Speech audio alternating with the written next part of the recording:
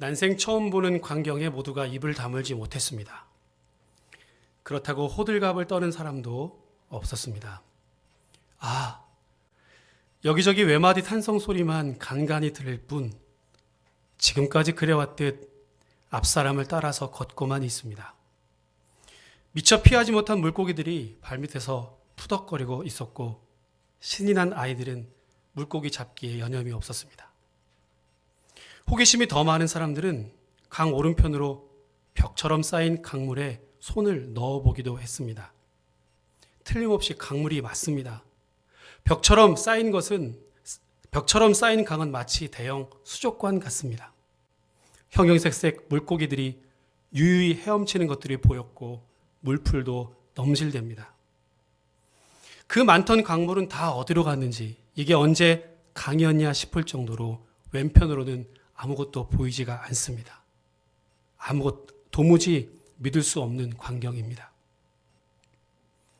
각 지파에서 뽑힌 12명의 장정들은 저마다 자기 지파를 상징할 만한 큰 돌을 고르느라 여념이 없습니다. 강바닥 돌들은 확실히 육지의 것들과 다른 모양입니다. 왜 돌을 주워오라는지 알 수는 없지만 지파별로 하달된 명령이니 순종하지 않을 수가 없습니다. 발빠른 지파 대표들은 벌써 큰 돌을 골라 수레에 옮겨 실었습니다. 한편 제사장의 무리들은 언약궤를 메고 강 중앙에 서 있었습니다. 이스라엘 백성들 중 가장 먼저 이들이 이 강물에 발을 내디뎠고 백성들이 다 지나갈 때까지 거기 그대로 서 있어야만 했습니다. 그러니 벌써 몇 시간째인지 모릅니다. 몇 시간이 뭡니까? 새벽부터 이 진기한 민족의 대이동이 시작되었고 지금 벌써 저녁 먹을 시간이 거의 되었으니 하루 종일 거기 그대로 서 있었던 셈입니다. 아직도 강을 건너고 있는 무리들이 있고 건너려고 줄을 서 있는 백성들도 있으니 아마 오늘 자정쯤은 돼서야 끝이 날 것 같습니다. 그러나 제사장들 중 그 누구도 배가 고프다, 어깨가 아프다, 다리가 아프다 투정하지 않았습니다. 불평하지 않는 것은 아침 끼니도 제대로 챙기지 못한 이스라엘 백성들도 마찬가지입니다. 신기한 광경을 보느라 배고플 틈도 없는 것이지요.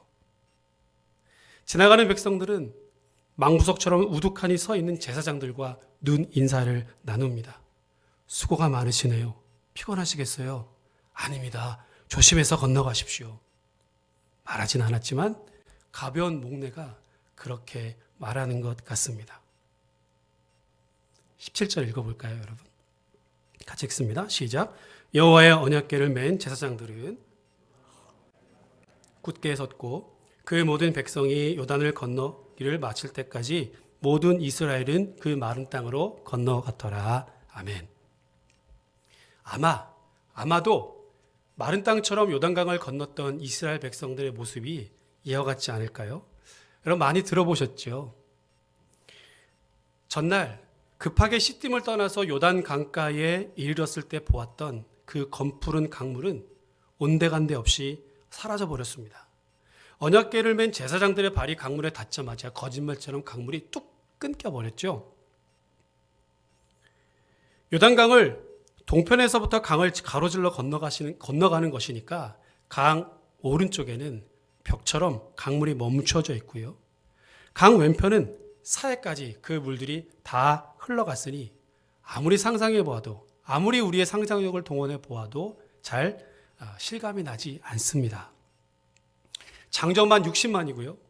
노인과 아이들까지 합치면 얼추 200만 또는 300만. 거기다가 짐승들까지, 가축들까지 있었으니 한나절, 반나절은 고사하고 한나절, 아니 하루 종일 걸리는 대작전이었겠죠. 언약궤를 맨 제사장들은 명령 그대로 강 복판에 지금 서 있습니다. 지금 이스라엘 백성들은 광야 40년을 지나왔습니다. 약속의 땅 가나안 입구인 여리고가 바라다 보이는 강 건너편에 진을 쳤고요. 3일간 거기서 유숙했습니다. 그리고 바로 전날 지도자 여호수아는 이 환상적인 요단 도하 작전을 명령했습니다. 그 작전은 언약궤를 따라서 요단강을 건너는 것이었습니다. 그리고 몇 가지 당부가 곁들여졌지요. 어쩌면 이스라엘 백성들은 지난 40년 동안보다도 요 며칠, 지난 3일 동안이 훨씬 더 긴장되고 설레었을 것입니다. 만나와 메추라기를 먹고 구름 기둥과 불 기둥을 따라서 왔지만 막상 가나안 땅에 들어 거의 왔다고 생각하니까 기분이 묘했겠죠. 오늘은 우리 교회가 창립 40주년을 맞는 날입니다. 40년 광야를 마치고 이제 약속의 땅 가나안 땅에 들어가려고 멈추어 있는 이스라엘 백성들의 모습과 은혜로 40년을 지나왔고 또 다른 40년을 향해서 나아가는 우리 교회의 모습이 많이 닮아 있습니다. 계속해서 이스라엘 백성들의 이야기를 들어볼까요? 가쁜 숨을 몰아쉬며 갈렙 할아버지도 이제 막 요단강을 건넜습니다. 그리고 널찍한 바위에 풀썩 앉습니다. 이제는 앉고 일어설 때마다 아이구구 소리가 절로 납니다. 세월 앞에 장사가 없다더니 벌써 그의 나이 80입니다. 여전히 기분은 청춘 같지만 나이는 속일 수가 없나 봅니다. 이마에 송글송글 맺힌 땀방울을 닦아내며 갈렙은 거친 숨을 고릅니다. 시린 무릎을 두들기다 여전히 휘둥그란 눈으로 강을 건너오고 있는 백성들을 바라봅니다. 그리고는 이내 깊은 생각에 빠져들었습니다. 벌써 40년이 지났습니다. 서슬퍼런 바로의 소나기를 벗어나서 가까스로 홍해 바다에 이르렀던 일 말입니다. 그러고 보니 갈렙은 이번이 처음이 아니네요. 바다를 그리고 강을 마른 땅처럼 건넌 유의한 사람이었습니다. 또 한 사람은 바로 여호수아. 저기 모세가 들었던 지팡이를 들고 이스라엘 백성들을 지휘하고 있는 저 여호수아 말입니다. 그날 참으로 기막힌 일들이 벌어졌습니다. 가까스로 애굽을 탈출한 이스라엘 백성들은 곧바로 엄청난 장애물을 만났습니다. 홍해였습니다. 사면초가라고 하는 말은 딱 이러한 상황에 가장 어울릴 만한 말이겠죠. 앞에는 홍해가, 뒤에는 애굽의 최신식 전차가 추격하고 있었습니다. 처음으로 이스라엘 백성들은 모세와 하나님을 원망하기 시작했습니다. 결국 이렇게 우리를 홍해 바다에 죽게 되는구나. 이러려고 우리를 데리고 나왔는가. 지금이라도 항복하고 애굽으로 다시 돌아가자. 그때 하나님은 뜨거운 동풍을 밤새도록 불게 하셨고 백성들은 오늘처럼 그 홍해를 마른 땅으로 건너갔습니다. 기적 같은 홍해 도하는 하나님의 창조에 비견될 만한 사건이었습니다. 하나님은 원시 바다 아래 침수되어 있었던 땅을 건져 올리셔서 마른 땅이 되게 하셨습니다. 홍해 도하는 죽음의 바다 한복판에서 마른 땅을 드러내신 사건입니다. 그렇게 홍해라는 장애물, 죽음과 혼돈의 대적을 물리치신 하나님께서 이제 또다시 요단강을 마르게 하셨습니다. 그래서 아론은 마냥 신나지만은 않았습니다. 지나온 광야 40년의 세월이 그렇게 순탄한 것은 아니었기 때문입니다. 이제 어떤 일이 또 벌어지게 될까? 할아버지, 이게 물고기라는 거래요. 신기하죠? 할아버지는 이거 이름 아세요? 깊은 생각에 사로잡혔던 갈렙을 깨운 것은 8살 먹은 손자의 질문이었습니다. 손자의 손에는 지금 막 요단강 바닥에서 주워 올린 작은 물고기 한 마리가 숨을 헐떡거리고 있었습니다. 딱 손자의 손바닥만한 피라미가 몸을 푸르르 떨 때마다 손자는 깍 소리를 질러댔습니다. 근데요, 할아버지, 왜 제사장들은 저렇게 서 있는 거예요? 언제까지 서 있어야 한대요? 근데 왜 이 멀찍이 하나님의 궤를 따라온 거예요? 지금까지는 가운데 있었잖아요. 손자의 질문에 물고기 이름을 말해줄 겨를도 없이 그는 질문을 쏟아냈습니다. 그래도 갈렙은 손자가 마냥 예쁘기만 합니다. 그건 말이야. 3절과 4절 여러분 읽겠습니다. 백성에게 명령하여 이르되 너희는 레위 사람 제사장들이 너희 하나님 여호와의 언약궤 매는 것을 보거든 너희가 있는 곳을 떠나 그 뒤를 따르라. 그러나 너희와 그 사이 거리가 2000 규빗쯤 되게 하고 그것에 가까이 하지는 말라. 그리하면 너희가 행할 길을 알리니 너희가 이전에 이 길을 지나보지 못하였음이니라 하니라. 아멘. 광야 40년 세월 동안 살아남은 사람은 여호수아와 갈렙뿐이죠. 그 둘만이 홍해를 건넌 경험이 있습니다. 나머지 출애굽했던 모든 이스라엘 백성들은 광야에서 다 죽었습니다. 불순종한 결과였죠. 자, 그 이후에 광야에서 40년 동안 어떤 일들이 있었는지는 여러분들이 더 잘 아실 것입니다. 이렇게 우여곡절 끝에 가나안 땅이 바라다 보이는 요단강 건너편에 이스라엘 백성들이 다다랐고요. 지금 그 강을 건너서 가나안으로 들어가는 중입니다. 그런데 이 강을 건너는 방법이 아주 특이해요. 지금까지는 오늘 읽은 말씀처럼 언약궤를 진영 중간에 배치하고 이스라엘 백성들이 잠을 잘 때도 법궤를 중심으로 행진할 때도 그 대형을 갖추고 행진했었습니다. 그런데 이제는 방법이 완전히 바뀌었습니다. 하나님의 언약궤가 맨 앞에 서고 백성들은 그 뒤를 따라갑니다. 그런데 거리는 2000 규빗. 손끝에서 팔꿈치까지 거리가 한 규빗이니까 2000 규빗 하면 약 900m 또는 1km 정도 될 것입니다. 그런데 언약궤를 따라가지만 그것에 가까이 하지도 말라라고도 당부했었죠. 여러분, 왜입니까? 아마도 요단강을 건너는 이스라엘 백성들 모두가 멀리서도 한눈에 다 보이도록 하기 위함이 아니었을까요? 너무 바짝 붙어서 가면 앞사람은 보이지만 뒷사람들은 보이지 않기 때문입니다. 지금까지는 언약궤를 그들의 진영 가운데 두고 진영 가운데 모셔두고 구름 기둥과 불 기둥을 따라서 왔습니다. 그런데 이제부터는 언약궤가 이스라엘 백성들을 이끌어간다는 겁니다. 하나님의 법궤를 따라서 이스라엘 백성들의 약속의 땅으로 들어가라라는 말씀입니다. 그리고 그 말씀을 붙들고 그 언약궤를 붙들고 살아가라라고 하는 뜻이 아마 이 행진에 들어있는 깊은 뜻 아니겠습니까? 그리고 이것은 4절 그리하면 너희가 행할 길을 알리니 라고 하는 언급에서 더 확실해집니다. 2000 규빗 거리를 유지하고 따라가라는 명령에 대한 목적, 이유가 바로 여기 있지요. 너희가 행할 길을 알리니.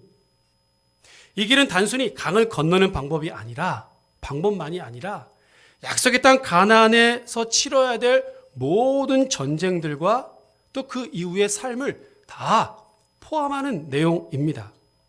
왜냐하면 그 뒤에 나오는 말씀처럼 아무도 여호수아도 갈렙도 그 누구도 이 땅을 가보지 못했기 때문에 초행길이기 때문에 그렇습니다. 내비게이션의 안내를 따라가는 것처럼 우리가 하나님의 말씀이 하나님의 임재가 이제 이스라엘 백성들을 이끌어간다. 백성들은 그 하나님의 말씀을 쫓아서 따라서 가야 한다라고 하는 상징입니다.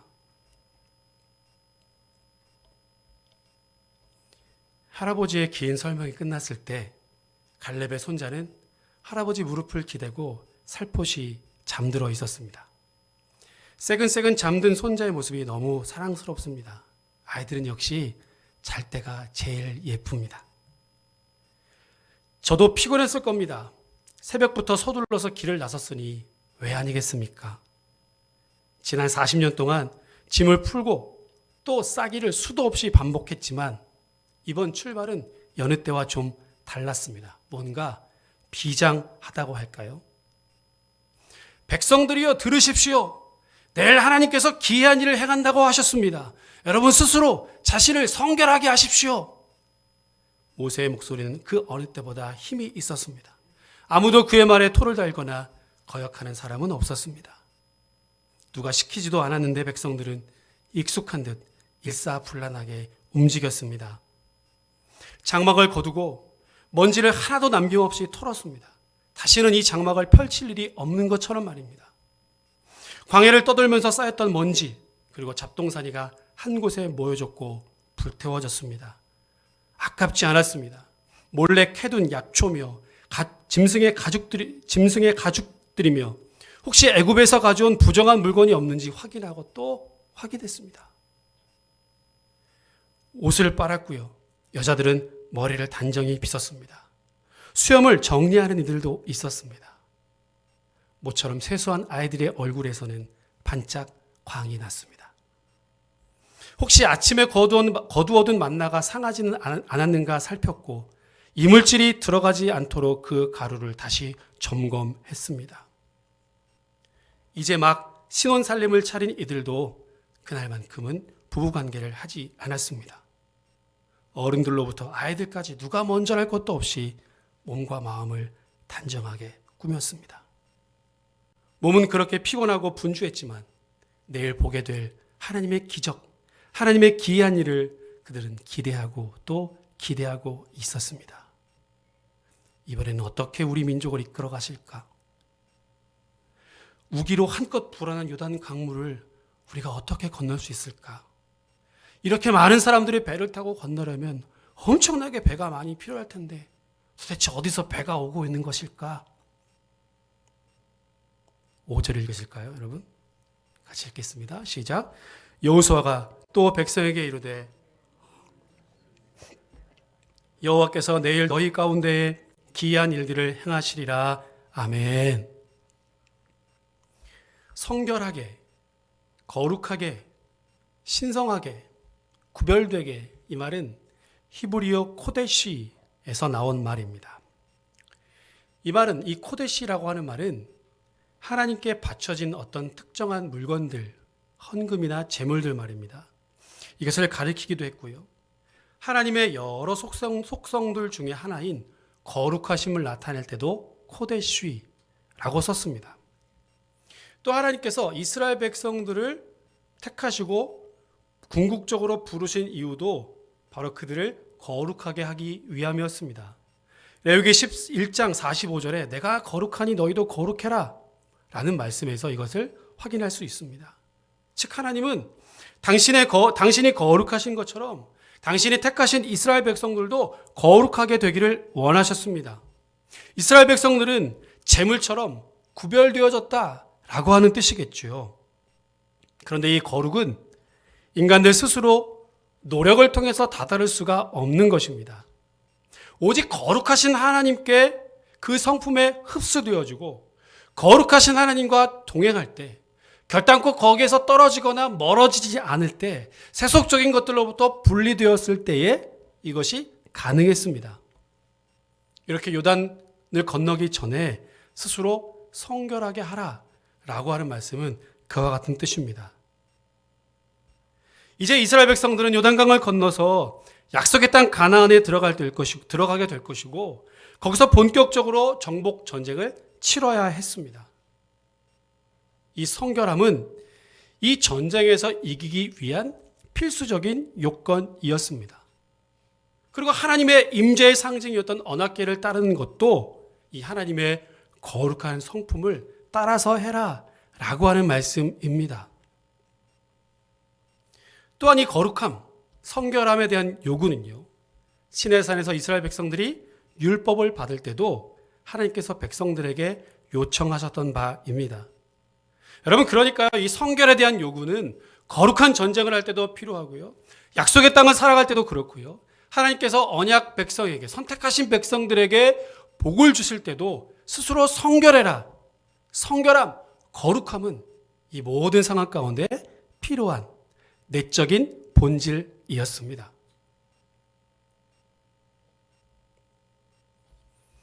우리 건강한 교회는 지난 1980년 7월 당시 성도님이었던 이순년 권사님의 가정에서 27명이 모여서 시작되었습니다. 대흥교회 출발이죠. 그 다음 주 신장동 430번지에 예배당이 준비되었고요. 10월 19일에 첫 창립 예배를 드렸습니다. 그리고 1982년, 1994년, 97년, 2005년 4번의 이전을 거듭하다가 2008년 지금의 예배당을 건축하고 입당했습니다. 이 무렵의 이름도 건강한 교회로 바뀌어졌지요. 맞습니까? 이스라엘 백성들이 광야에서 떠돌이로 40년 동안 지냈다고 하는데 우리 교회도 만만치 않지요. 이사하고 짐 싸고 짐 풀기로 말한다면 이스라엘 백성들에게 버금갈 정도가 아닌가 이런 생각을 해봅니다. 이 과정에서 수많은 교육자님들과 두 분의 담임 목사님들이 헌신하셨습니다. 또 많은 장로님들과 권사님, 집사님들도 세워지고 또 땀 흘려 헌신하셨습니다.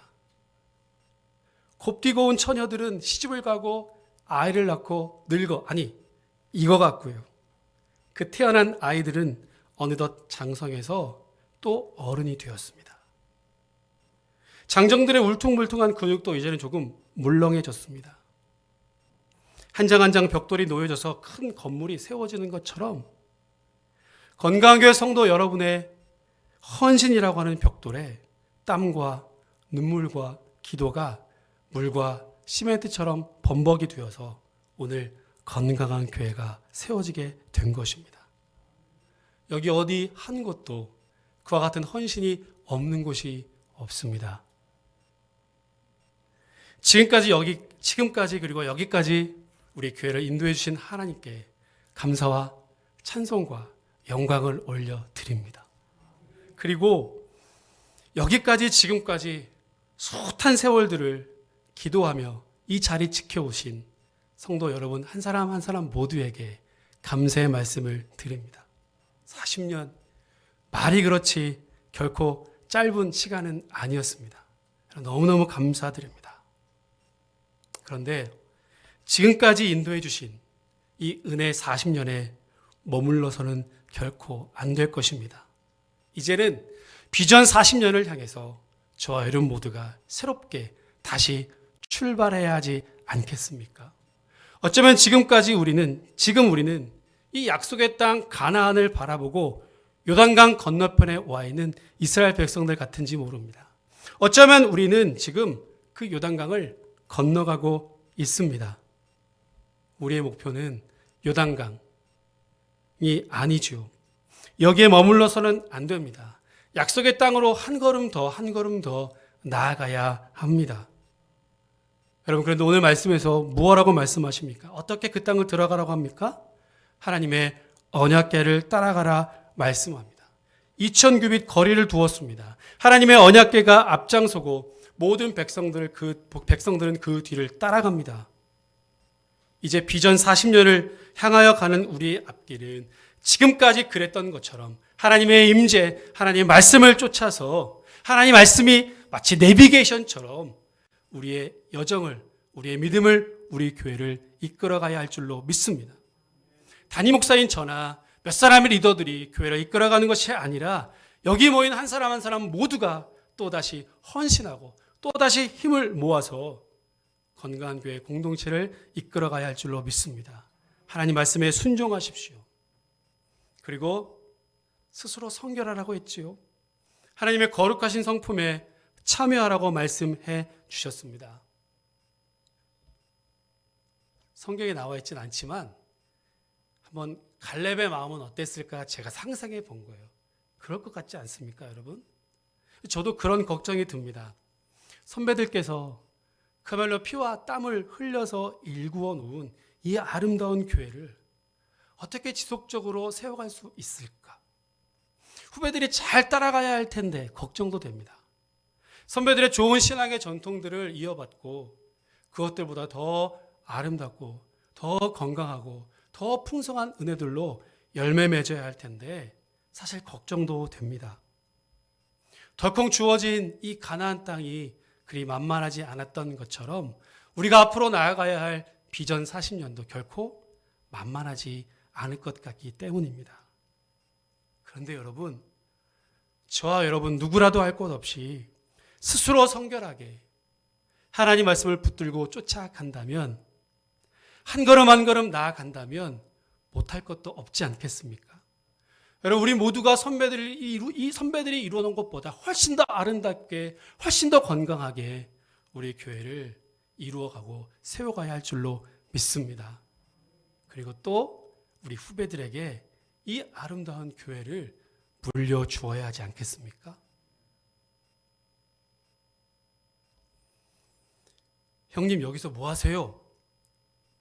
어느 결엔과 여호수아가 곁에 서서 묻습니다. 손에는 모세가 들었던 큰 지팡이가 들려 있습니다. 다리가 아파서 조금 쉬고 있던 참일세. 아니 겉보기에는 청춘 같으신데 왜 넘살이세요? 제가 잡아드려요? 예끼 이 사람아.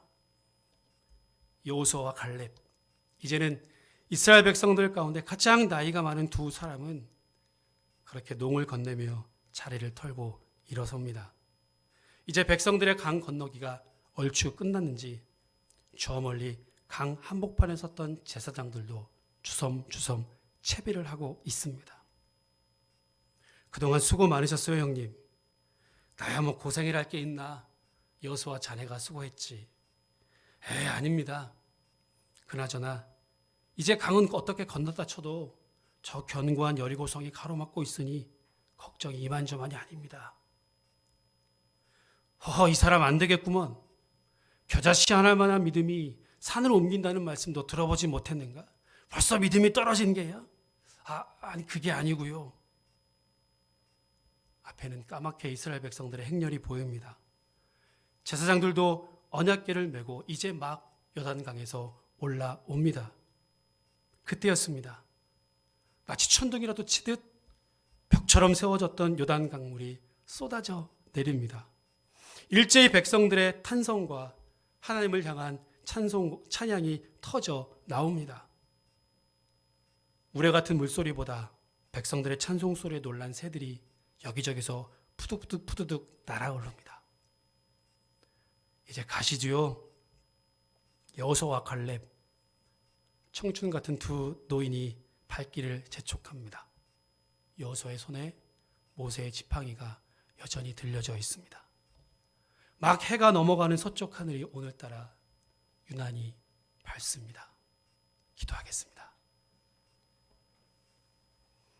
하나님 아버지, 만세전에 택하여 주신 우리 건강한 교회가 오늘 여기까지 설 수 있도록 이끌어 주시고 인도해 주시고 함께 하여 주시니 참으로 감사를 드립니다. 그동안 교회가 여기까지 올 수 있도록 수많은 성도들의 헌신과 땀과 눈물이 있었습니다.